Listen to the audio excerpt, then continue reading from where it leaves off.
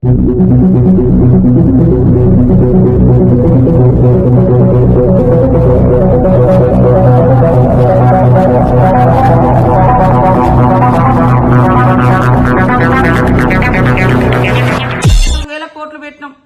అప్పులు తెచ్చి మీరే అంటున్నారు కదా ఏం చేసిరని మీరు తెచ్చిన వాటికి వడ్డీలు వాటిని కిస్తీలు ఇదే సరిపోతుంది.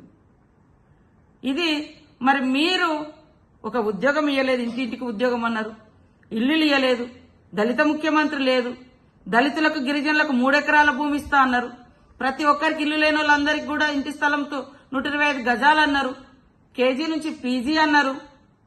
మరి ఇట్లా అనేక వాగ్దానాలు 10 ఏళ్లలో ఒక్కటైనా సంపూర్ణంగా చేసిర్రా? కేవలము రుచి చూయించారు అక్కడక్కడ. ఒక దిక్కేమో ఆశల పల్లకి ముంగట కోట శ్రీనివాసరావు గారి కోడి కథ, కోడిని కడతారు తినేది ఉండదు, జనాలకు అది వచ్చేది ఉండదు, ఆశల పల్లకి. ఇంకోటేమో మోసం చేయడం, పైనుంచి ఎంత అబద్దాలంటే అక్కడ ఏముందో వాస్తవాలు తెలుసుకోవట్లేదు. వెంటనే ట్విట్టర్లలో పెట్టడం, ట్విట్టర్లలో పెట్టి దేశమంతా అసత్యం ప్రచారం చేయడం, వాస్తవాలు గ్రౌండ్ లో ఉన్న ప్రజలకు తెలుస్తుంది. దేశంలో ప్రజలు తాత్కాలికంగా అయ్యో ఇది కరెక్ట్ ఏమో నమ్ముతారేమో మీ అబద్దాలతోటి, కానీ వాస్తవాలు తెలుస్తుంది. ఒకానొక దశలో ఒక లక్ష్మమ్మ అనే అమ్మ 2 పెన్షన్లు తీసుకుంటుంది. ఆమె బిడ్డ ఉద్యోగిగా ఉండి చనిపోయినందుకు ఆమెకు 24,000 పెన్షన్ వస్తుంది, గవర్నమెంట్ జాబ్ పర్పస్ లో వచ్చే పెన్షన్. తర్వాత 2,000 పెన్షన్ కూడా వస్తుందని ఒక పెన్షన్ కట్ చేస్తుంది.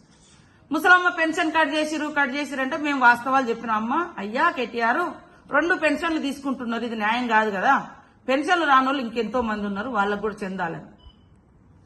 ఆమెకు 24,000 పెన్షన్ కంటిన్యూ చేసి 2,000 పెన్షన్ మనం కట్ చేయడం జరిగింది. అది దానికి కౌంటర్ గా మేము ఇచ్చినాం. మళ్లీ కూడా సాక్షాత్ అసెంబ్లీ వేదికగా సమాజాన్ని అందరి తప్పుదోవ పట్టించడం కోసం మళ్లీ వచ్చి మళ్లీ అదే ప్రస్తావన చేశారు.